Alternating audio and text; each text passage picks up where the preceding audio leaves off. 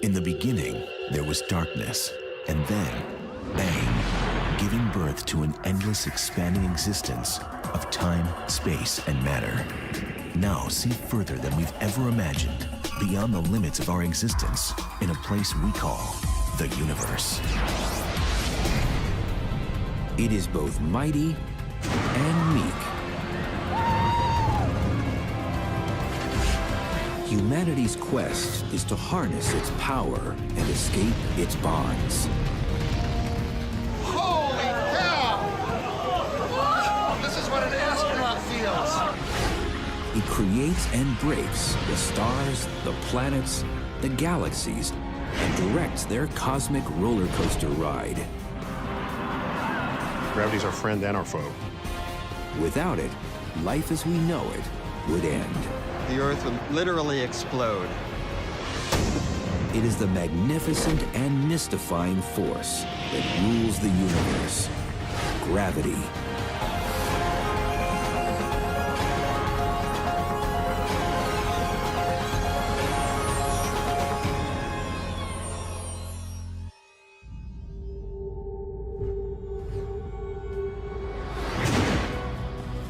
Gravity is the most pervasive force in the universe. It is at work on massive and minute scales, on the routine and the extreme. A surfer needs it to hang 10. When you ride a wave, you're going to slide down the front, and you're going to use that pull of gravity to get you going. It's your acceleration force. It's your accelerator. Gravity's your accelerator. A skier uses it to race downhill. A snowboarder must have it to get big air. It acts on everything with mass, including us, 24/7, even when sleeping or standing. Gravity here on Earth, of course, is always accelerating us down toward the center of the Earth at 32 feet per second squared.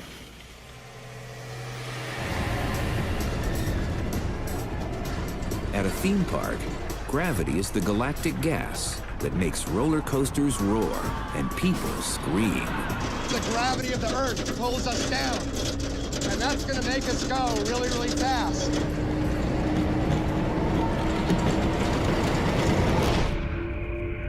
All objects with mass or energy, particles, people, planets, stars, and galaxies produce gravity. Omnipotent and omnipresent, gravity attracts, governs, warps, shapes, makes and takes all matter and mass in the universe. So it's pervasive. It acts on all things through extremely large distances, and nothing escapes its pull. It is gravity that holds our solar system together. The force of gravity is basically the thing that holds us on the planet, keeps us from flying off. It is the cosmic glue that binds all matter in the universe together. If you were to imagine taking two dice and putting them perfectly at rest out in the middle of space and separating them by a centimeter, then what you'd see is that over the course of an hour or so, those two dice would slowly come together and touch. Gravity made our world. Our sun formed from a vast cloud of gas that gravitationally contracted.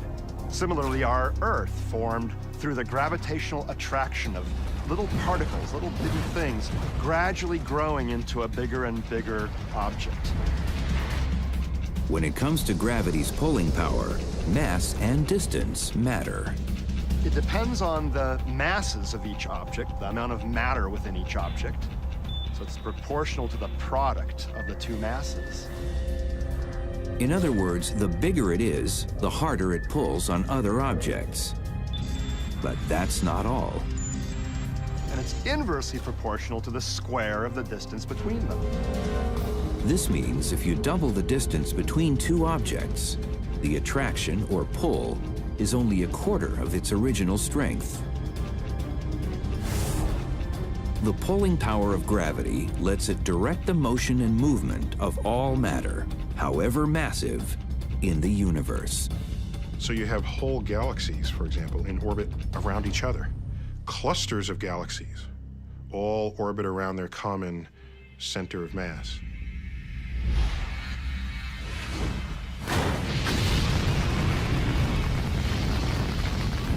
But it is the practical potential of harnessing this relentless force that has obsessed scientists for centuries.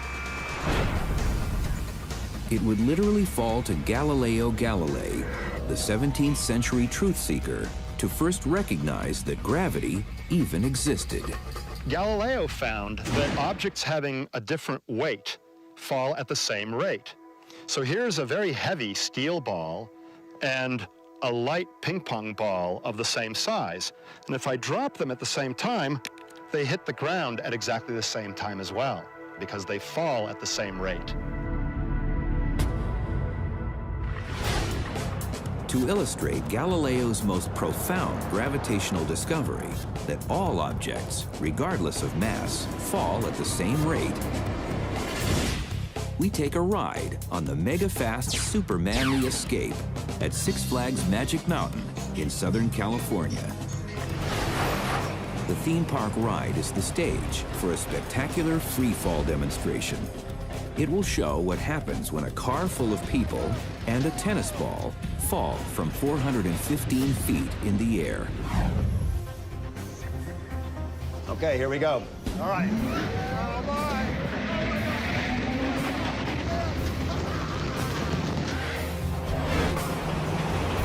The riders are shot up the 41-story tall tower at 100 miles an hour. With their eyes open, gravity will help them see a superhero. Oh, my God. Okay, I'm going to drop this ball now, and oh, my God, it's floating around. It's floating. It's floating. It's floating. Oh, the wind blew the ball away that time. While we expect all objects to fall freely together, regardless of mass, on a windy day, results aren't always perfect. All right. Oh, my God. At the very top of the ride, when upward motion has stopped, gravity takes over, and the downward freefall begins. Oh, God, I'm gonna drop this ball, and it's gonna float. It's gonna float. Oh, it's floating. It's floating. Oh, oh. I'm gonna release this ball now. I'm gonna release And then, for a few blissful seconds, theme park thrill seekers feel weightless, as if they are free of gravity, or in what scientists call zero G. Oh, that one floated well. That one floated well. Oh, man. Oh.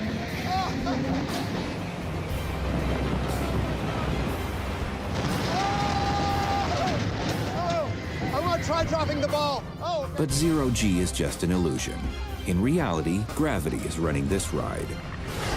It's the force that yanks the car, the people, and the tennis ball, indifferent to their mass, back down to Earth at the same rate. Oh, that's a fantastic ride. I mean, feeling oneself drop is amazing. But what's really great is dropping the ball and seeing it floating above my face. Now, I mean, it's falling. I know it's falling, but I'm falling at exactly the same rate. It doesn't matter how massive something is. It falls under the force of gravity at exactly the same rate. Thanks to experiments like this, we now know that objects all fall at the same rate. But what would it take to launch a cannonball into orbit?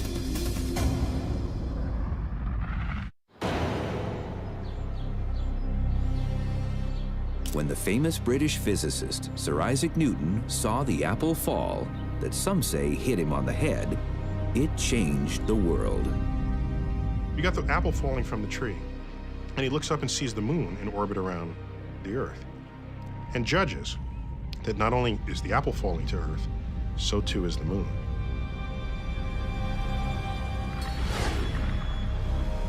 But could the moon really be falling?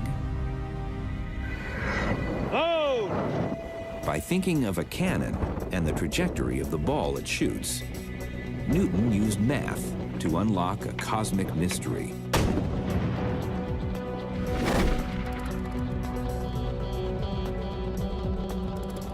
It came in his landmark publication, Principia Mathematica, in 1687.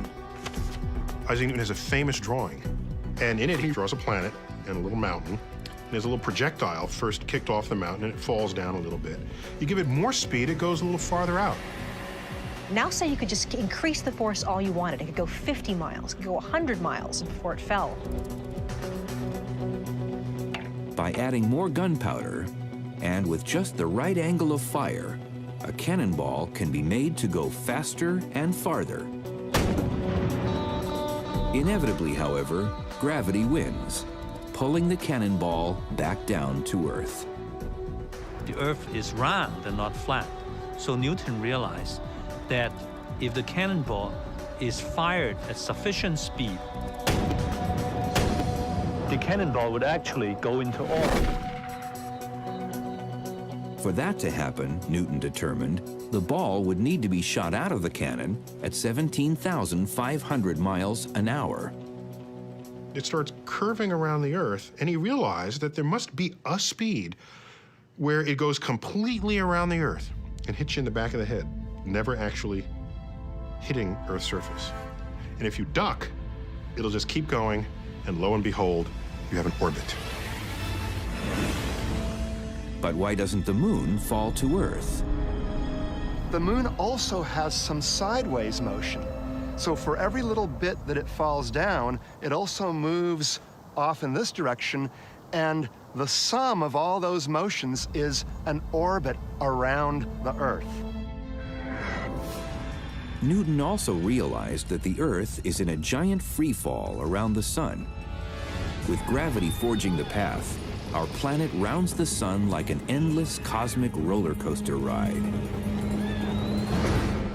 Newton cracked the gravity code, and physicists are still using his ideas to solve all sorts of problems.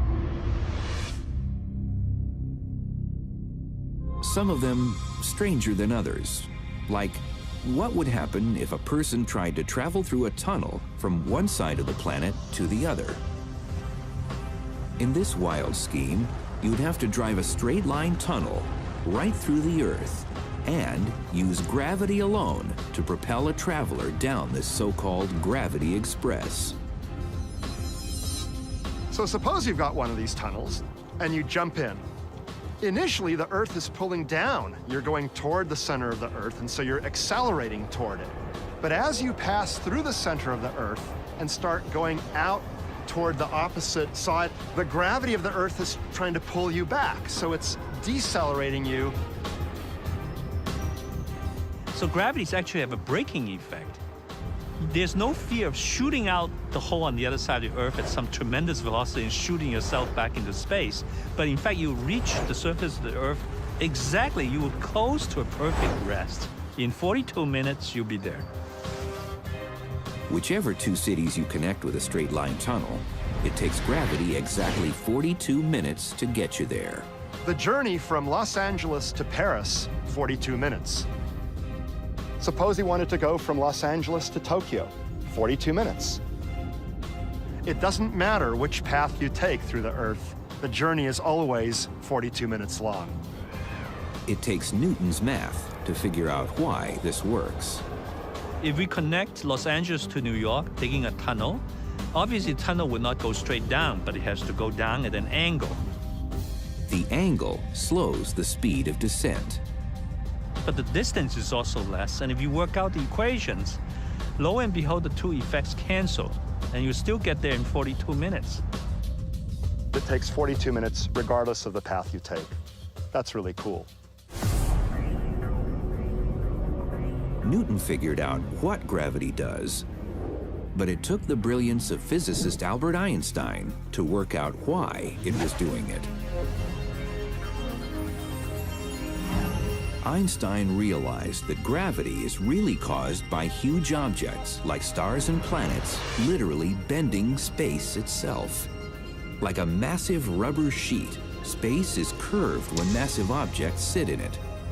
In fact, Einstein proposed that the path planets take around their stars, their orbits, are all a direct result of this curvature of space. He said that what an orbit is really something traveling in a straight line. When something is free-falling towards another object, it really is just traveling in a straight line through space-time. However, the curvature of space-time bends its path into a closed orbit, but space itself curves it back in on itself. This revolutionary discovery came when Einstein, in the early 1910s, realized that orbits of stars and planets in the observable cosmos behave just as Newton's math predicted, except one, Mercury. Its orbit essentially wobbles. Einstein described gravity as a curvature in space and time. And the orbit of Mercury works perfectly when you take that into account. Mercury isn't moving in flat space, but curved space around the sun. Then the orbit's perfect.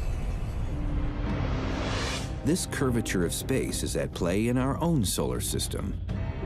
Earth is simply following what it thinks is a straight line path, the shortest distance between 2 points, in this intrinsically curved space. Einstein not only determined that mass warps space, it warps time too. So henceforth, Einstein proclaimed, physicists should not speak of space and time separately, but of space-time as one unified object. While it's uncomfortable to many the first time you hear it, if you stop and think about it, it's actually quite obvious. If I'm going to make an appointment with somebody, I don't say, I'll meet you at 3 o'clock. That's not enough information. There's got to be a question that follows that. What is that question? Where? If I say, meet you in room 203, when? Anytime you intersect with someone else's life, you do so at a time and at a place. Einstein's realization that space is curved and that time and space are in fact intertwined is now the very definition of gravity. Liftoff of the Space Shuttle Discovery. Unlocking the secrets of gravity has enabled humanity to escape our earthly shackles and open the universe for exploration. But how can future astronauts on the long way to Mars survive the disabling effects caused by zero-G?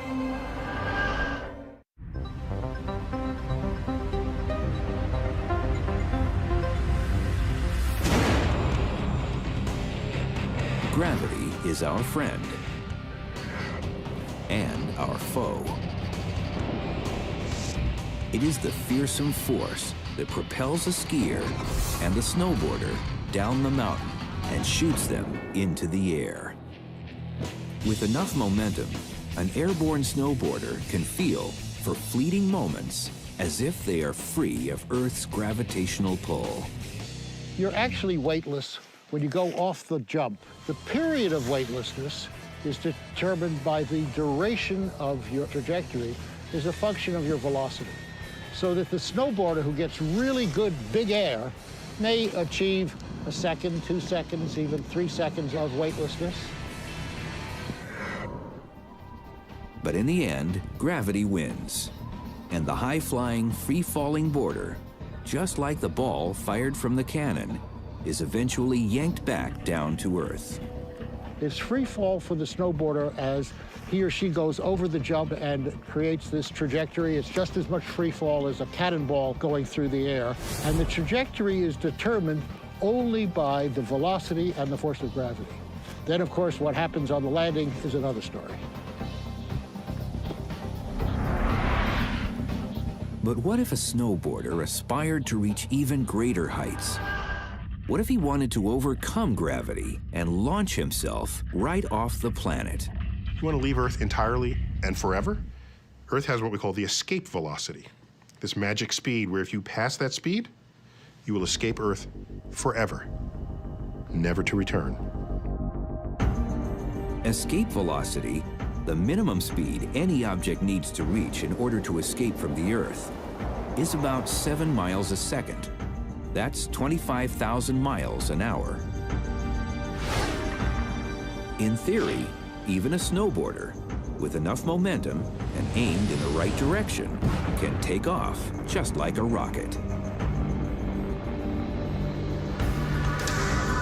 Escaping Earth's gravity may not be realistic for a snowboarder, but it has proven possible to launch people and projectiles into orbit. You can leave systems, you just need enough energy to do so. And we've garnered enough energy and technological know-how to do just that in our voyages to the moon. And our hope that that will continue on to Mars and beyond. To get to Mars and beyond, mankind will have to harness gravity's energy. Just like we always do when we're seeking thrills to the extreme. Gravity gives us two types of energy: potential and kinetic. Potential is just that. It's energy that's being stored, while kinetic is the result of all that pent-up potential energy. This fantastic phenomenon works on a roller coaster. As you're winched up on a hill, your potential energy is increasing. You literally have more energy at the top of the roller coaster than at the bottom. It's not just a weird abstract thing. You actually possess higher energy at the top. And that's turned into speed, into kinetic energy, as you go down that hill on the roller coaster. Pretty soon, I'll be converting my potential energy to kinetic energy! Woo! When a surfer hits that sweet spot on a wave, they're using energy's double act. NASA also uses this energy exchange principle to add some speed to their missions. As a spacecraft nears the orbit of a planet, it too gathers kinetic energy at the expense of potential energy. Then, as it rounds the planet on its cosmic coaster ride, the craft gets a slingshot effect that punches it onward with more kinetic energy. When the Voyager spacecraft visited Jupiter in 1979, 1980, it flew past Jupiter, and Jupiter tugged on it, giving it extra motion, sort of a slingshot effect. Not only changing its direction of motion so that it was aimed towards Saturn, but also speeding it up. Knowing how to use the power of gravity will enable humanity to travel further and faster across the universe. Having the physics formulated and the technology available is just one part of the preparation for extraterrestrial travel. Readying people for the rigors of space is the other. Far away from Earth's gravitational pull, in a spaceship on the long journey to Mars, for example, future astronauts will have to learn to live, work, and play in an environment free of Earth's sizable gravity. One where they effectively feel weightless and all objects move equally and freely. One fun way to experience the astronautical thrills and spills of space travel is to simulate it on a zero-G flight. I'm really looking forward to this. This is going to be an incredible experience. By riding the ultimate roller coaster, a specially modified zero-G Boeing 727 aircraft, astrophysicist Alex Filippenko is about to go on the ride of his life. It's going to be like a ball thrown up in the air. Weightless, because it will be in free fall. So I'll be floating around as though there's no ground holding me up. The zero-G flight flies between 24,000 and 32,000 feet. This is about the same altitude as a regular commercial jet. But that is where the similarity ends. The water's the next one. The path it follows is a series of coaster-like rolling hills in the stratosphere. Just like Superman the Ride, the Super Zero-G plane gathers potential energy as it climbs up at 45 degrees. Passengers feel this as an increase in weight. Gravity is measured in terms of G-forces. 1G is the amount of gravity we feel standing on the surface of the Earth. I'm gonna get back down like this and get ready. As the plane steeply climbs, accelerating upward, the gravity G count rises and people feel heavier. All right. Oh, The plane is accelerating us upwards at about 1.8 G at its maximum. As the flight approaches, then eases around the apex of the arc, the plane, as well as all the people inside it, are in effect in free fall. 0 G coming up. Oh man, what an indescribable feeling. Holy cow. Oh, I'm out in free space. Falling, just floating. This is what an astronaut feels. The plane's trajectory induces weightlessness again and again by flying a series of these parabolic arcs. Even though they are within the cabin of a plane, the 0G passengers are freely falling towards the Earth, just like skydivers. But what creates the sensation of weightlessness?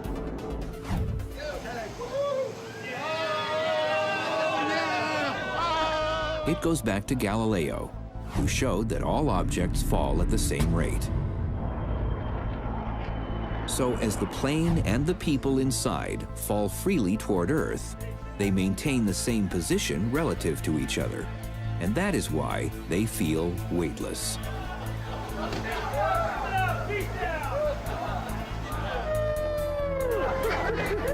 The feeling lasted 25 full seconds because for 25 seconds we were essentially in free fall. It was like Superman just flying through the air. Oh, I cannot believe how it feels. When the jet's engines re-engage and end the free fall, the passengers feel their weight return. As Einstein would say, weightlessness is but an illusion. Oh, this is so awesome! So awesome! The 0G plane takes advantage of something Einstein worked out back in 1916 in his general theory of relativity, that acceleration is essentially the same as gravity.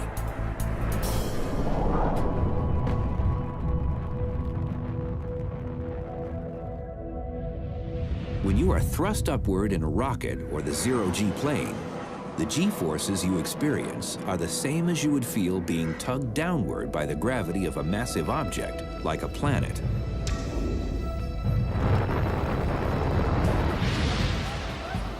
So gravity and acceleration create the same sensation.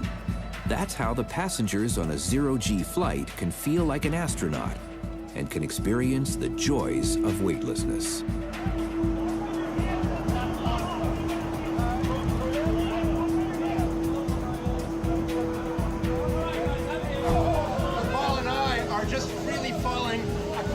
Natural path through curved space-time. This is what Einstein's theory says, independent of the mass. We all follow the same path. Oh yeah, this is unbelievable. On the 20-minute, 15 parabola flight, there's time in between the frights and delights to further taunt the laws of gravity.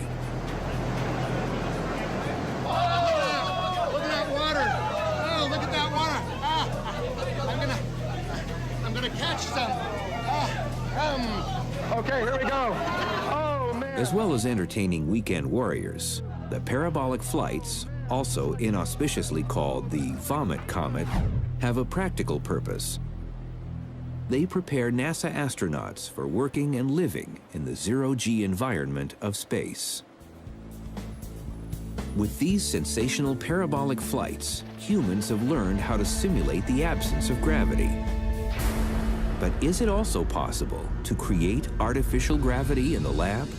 These experiments will lead to a successful exploration of Mars. It is in our future.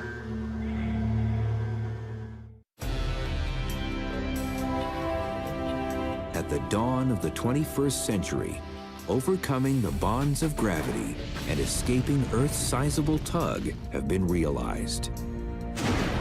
The next step is to design and build the technology that will allow humans to travel work, and live on exotic alien planets. And we've garnered enough engineering know-how to do just that in our voyages to the moon. Thanks to state-of-the-art technology, humanity is on the brink of a new era in space exploration. The trip to Mars is beginning here at our laboratory at MIT. Artificial gravity may be one of the ways that we overcome the debilitating effects of weightlessness. Since the advent of the space age, scientists have been concerned with minimizing the life-threatening risks and damaging effects of being weightless at 0G. The issues originally had to do with human survivability. We didn't even know, back in the Apollo period, how people would react to stays in space of more than a few hours. There was all kinds of concern about humans' ability to control a vehicle after being exposed to weightlessness for a long period of time. A mission to Mars would require astronauts to be away from Earth's gravity for at least 2, maybe 3 years. The human frame is simply not designed for the absence of terrestrial 1G gravity. The architecture of our bodies is designed to withstand our weight under the forces of gravity. Gravity determines how our cardiovascular system reacts. So when you get out of bed and you go from being supine to upright, there's a regulatory system that keeps the blood pressure reacting against the forces of gravity. Experience has shown that being weightless for long periods leads to bone loss, muscle deterioration, and life-threatening blood clots. Aeronautical engineers at NASA and MIT are testing a personal centrifuge system that may mitigate the very real dangers. They protect the heart, the bones, their muscles, and even in these early experiments, we have every reason to believe that artificial gravity with short radius centrifuges may be the universal antidote that we're looking for to protect people on the long trip to Mars. Just like a theme park ride, spinning a subject artificially creates G-forces. To prevent motion sickness in the MIT ride, astronauts are conditioned to keep their heads still. By spinning a person at 30 revolutions a minute, the centrifuge imparts 1G, the same force felt pulling down a person standing on Earth. Scientists hope that one day a trip to Mars will be a reality. On board, they believe there should be a personal centrifuge. To get their earthly gravity fill-up, 21st century astronauts could then just spend 1 hour a day on the machine. We get onto it for a brief period every day and get spun up quite fast. Spun up in what I'll call a spin in the gym. You go for your exercise, you go for your workout, you get your G tonic, your gravity tonic. While a trip to Mars may still be decades away, astrophysicist and seasoned skier Larry Young can dream of big air and the liberating gravity of Mars. On the surface, there is 3/8 the tug of Earth's gravity. Everybody likes to get some air. Everybody likes a little, but just think if we were on Mars. A person who weighs 100 pounds on Earth would feel as if they weigh 38 pounds on Mars. Although a Martian skier would fly down Olympus Mons at 1/3 of the speed they would on Earth, the lower gravity also means they could get at least 3 times the big air. In the case of gravity, it's mass that matters. The more mass you have, the stronger the pull of gravity. So when you think about what your weight would be on the Earth versus something more massive than the Earth, it's pretty direct. If something were twice as massive as the Earth, you'd weigh about twice as much. The big kahuna in our solar system is Jupiter. On that planet, a 100-pound person would weigh a whopping 254 pounds. Even if Jupiter had a solid surface, a skier there would have to fight for big air. What we already know about gravity, how it works and how it can be used for practical purposes, could, in theory, even save the planet from its ultimate cataclysmic fate. Here's how gravity can come to our rescue. Gradually, in about 5 billion years, our sun will brilliantly flare, turn into a red giant, gloriously burn up, and die. As this comes to pass, our inner solar system is engulfed, and Earth's gravity and atmosphere will be radically altered. At that point, life on the blue planet will end. But astrophysicist Greg Laughlin has a plan to use gravity to save Earth. This environment that we have here now would look very similar to the environment that is holding sway on Venus right now, a crushing carbon dioxide atmosphere, temperatures hot enough to melt lead. But rest assured, if the worst hypothetical happens, gravitational science could save Mother Earth. The one thing that we could do over the very long term is to somehow move the Earth's orbit out to a larger distance from the sun where the temperature isn't so high. And a way that you can do that, if you have enough time, if you have billions of years available to you, is to use a comet or an asteroid. This mega move would require astronauts and engineers aboard a spacecraft to maneuver the comet or asteroid just in front of the Earth. In order to be most effective, the comet has to fly very close to the Earth, within orbital radius or so of the Earth. Then, on the cosmic roller coaster, potential and kinetic energy are roused, and gravity does the rest. If that happens, then the comet pulls the Earth forward, the Earth pulls the comet backward, and the net result is that the Earth is given a boost. It's given a boost to a slightly higher orbital radius, slightly larger distance from the sun. And if you make one of these adjustments, one of these passages every 10,000 years or so, then the Earth, over a period of 1 billion years, can move at a fast enough pace outward to keep track with the steadily brightening sun. If, however, the experts get the math wrong and the big gamble doesn't work, all bets are off. And if you screw that up, then you can have a collision between the comet and the Earth. So a 100-kilometer object crashing into the Earth is absolutely an extraordinary disaster. It's the kind of thing that causes huge extinctions of gigantic numbers of species. Of course, this is only an extreme hypothetical scenario. But what is known for sure is that our continued existence today here on Earth is contingent on the presence of gravity. It allows for the perfect conditions for life and the pursuit of happiness. 1G produces the surfer's dream, a perfect wave. But the wild waters enjoyed on Earth are not the only kind of gravity-generated waves. There are cosmic waves so large, they roll across the entire universe. Tidal torrents of gravity-boosted particles roll across the cosmos.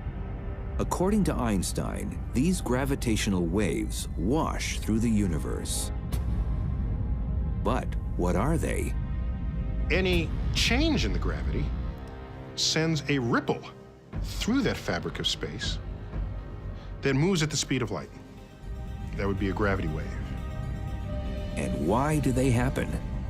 If you have two objects, two compact stars, each of which curves space around them, and they're orbiting one another, then the result is that these two curved regions create a wave, a ripple in the structure, in the shape of space that moves outwards, carrying energy with it. That's called a gravitational wave.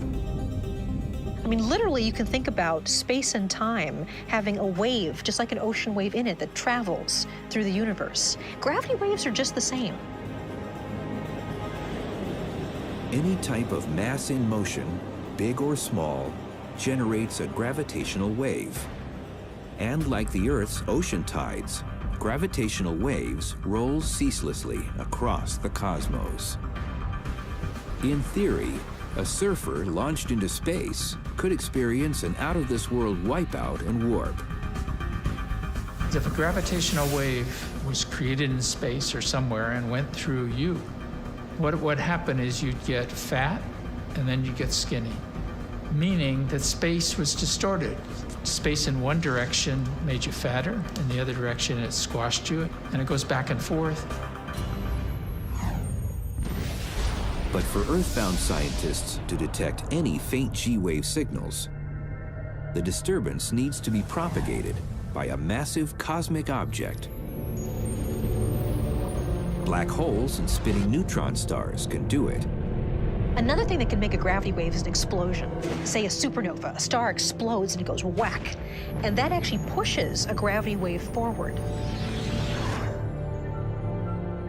The tool to catch the light-like signal from a wave is the LIGO, the Laser Interferometer Gravitational Wave Observatory. There are two identical ground-based LIGO labs. One is in Hanford, Washington, and the other is more than 2,000 miles away near Baton Rouge, Louisiana. If a wave comes by, each lab's results will be vital to confirm the event. Here's how it works.